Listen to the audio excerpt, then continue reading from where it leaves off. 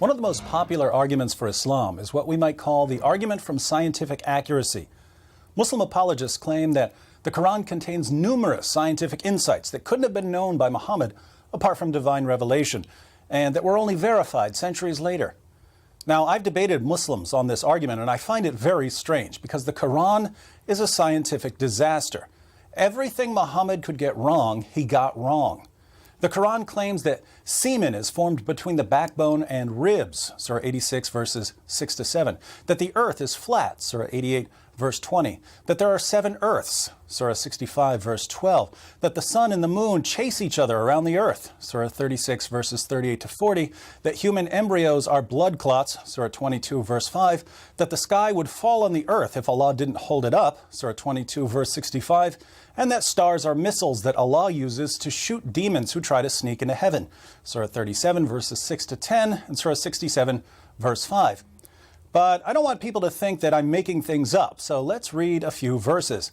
Passages about stars being missiles are interesting. Surah 67, verse 5. And indeed, we have adorned the nearest heaven with lamps. Lamps are the stars. And we have made such lamps as missiles to drive away the shayateen, devils, and have prepared for them the torment of the blazing fire.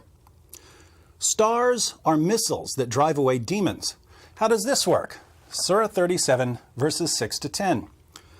Verily, we have adorned the nearest heaven with the stars for beauty, and to guard against every rebellious devil.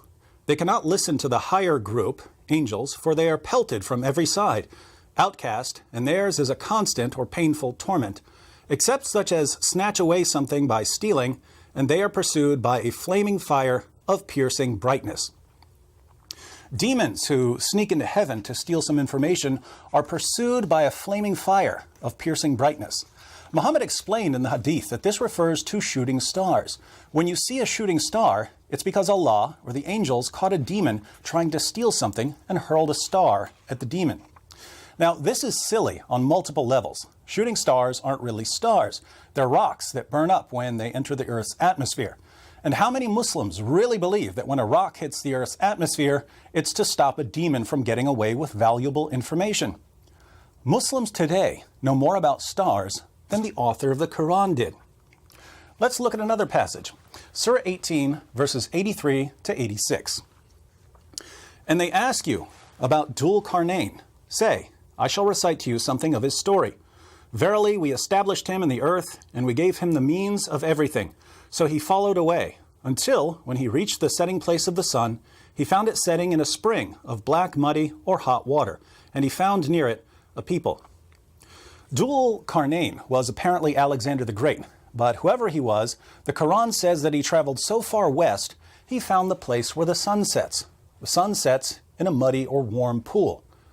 Modern Muslims are embarrassed by this passage, so they say that what it really means is that Dhul Qarnayn saw the sun's reflection in a pool, and it appeared to him as if the sun was setting in a pool. This obviously isn't what the text says, but it's important to note that Muslims who want to explain the passage this way are claiming to understand the Quran better than Muhammad, because Muhammad himself claimed that the sun sets in a pool. Let's read Sunan Abu Dawud 4002. This is a Sahih narration. It was narrated that Abu Dar said, I was riding behind the Messenger of Allah while he was on a donkey, and the sun was setting. He said, do you know where this sun sets? I said, Allah and his Messenger know best. He said, it sets in a spring of water. Notice, this hadith doesn't say anything about Dhul Qarnayn, so it's not telling us about what he saw. This is Muhammad telling one of his companions where the sun goes when it sets, and Muhammad says that it sets in a pool.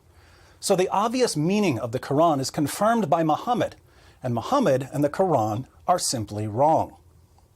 When we put the Quran's scientific claims together with the scientific claims in the Hadith, we get a really silly picture of the universe.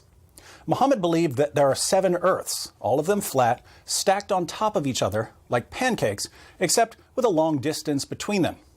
Out on the edge of the top earth, which is our earth, is a pool where the sun sets. There are also 7 heavens above the earths, and they're like domes that will fall on us if Allah doesn't hold them up. In the lowest heaven are the stars, which Allah uses to hurl at demons. And all of this is sandwiched between a giant fish at the bottom and 8 giant goats on top.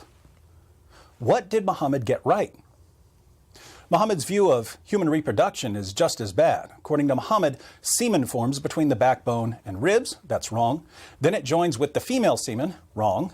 And whichever parent's semen is discharged first determines which parent the child will resemble. Wrong. The child spends 40 days as a drop of sperm. Wrong. Then the child spends another 40 days as a clot of blood. Wrong.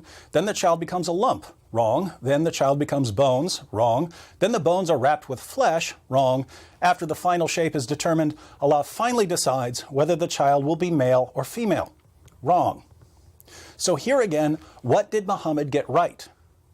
If this is the greatest evidence for the prophethood of Muhammad, we can only wonder why anyone believes in Islam.